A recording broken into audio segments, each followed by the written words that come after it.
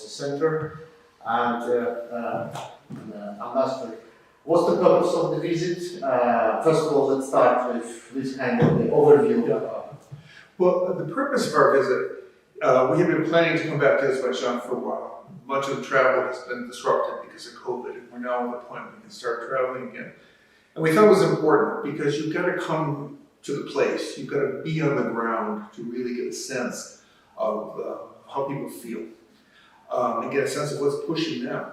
Just walking around the city gives you a different feeling. So what we're looking at right now, well, actually back up a little bit, because what we sort of came thinking when we first started planning this visit got drastically changed by the Russian invasion of Ukraine.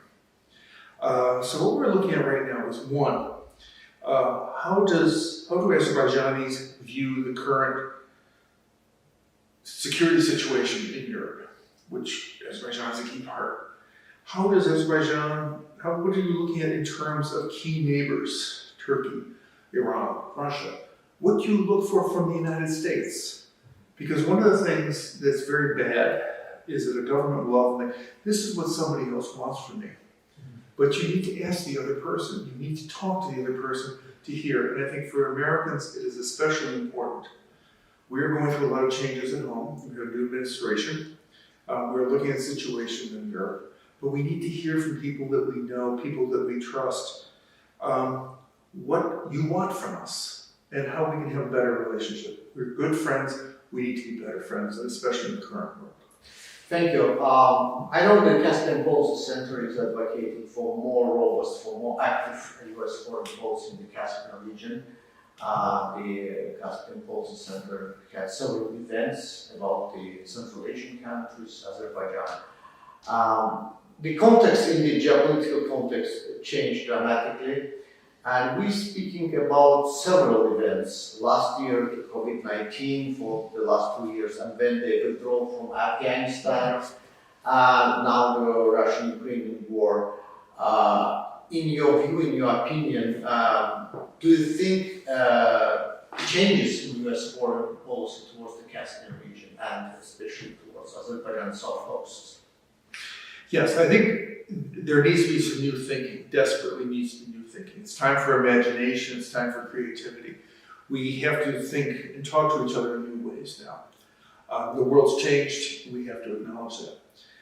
One of the points which I've been making in Washington, there's been a lot of focus in our press, understandably, on consequences of what's going on to the west of Russia. My point is you also need to look to the south. We've talked about this. My colleague who's with me now, Luke Coffey, coined the phrase the Ganja Gap. Azerbaijan and Georgia being the bridge between much of the rest of the world in Europe, because again, geography being what it is, especially right now, this is an important transit route. It's an important transit route for energy, for planes, for surface cargo, for fiber optic cable communications. And we need to be thinking about that. But we need to be thinking too about how the countries in this part of the world need to navigate the current situation. And Azerbaijan has had an independent foreign policy, and we very much appreciate that. The United States has supported Azerbaijan's independence and sovereignty, its territorial integrity from the beginning. We have worked to try to find ways out of Nagorno-Karabakh. But we also look further east, and I think the situation now is, and we've seen this with what happened in Kazakhstan in January, the need to be looking at the countries all along Russia who need to have good relationship with Russia, want to have good relationships with Russia, but they want to be independent. And this is really part of the tension right now is how does that happen? And the United States needs to be a partner, it needs to be an active partner, it needs to be visible. This is a point which we've often said. Diplomats love talking quietly in the back room, and we have good communication. But it's important that our publics, the peoples in our country, see that we're talking and understand that there's a benefit from it, and we're working together. And this is something that I think is really important for the Americans right now. We've got to be seen. We've got to be out there. We've got to listen, not just speak. We have to listen and build a better communication. Thank you. And the third last question, taking into account the time restraints for this. Now we would like to see a new chapter in the relationship between Armenia and Azerbaijan. It's the peace agenda. At least Azerbaijan trying to promote. We have a number of issues: the transportation, the reconstruction of liberated territories, and some other issues. We see also, and we hear some positive signals from the Armenian side about the future of economic interaction between two states and overall in the South Caucasus.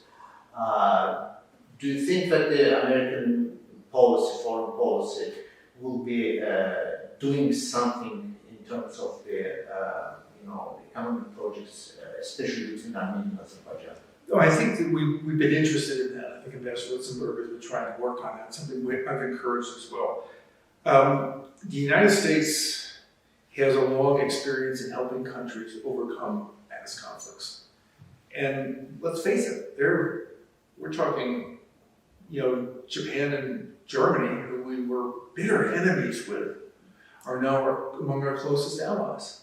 And we work with other countries to help them also find bridges. And this is something the United States can and has to do in the Caucasus. We absolutely have to. We have to be on the ground. We have to be working on this. So I think there are ways that we can do this, again, in informal dialogues.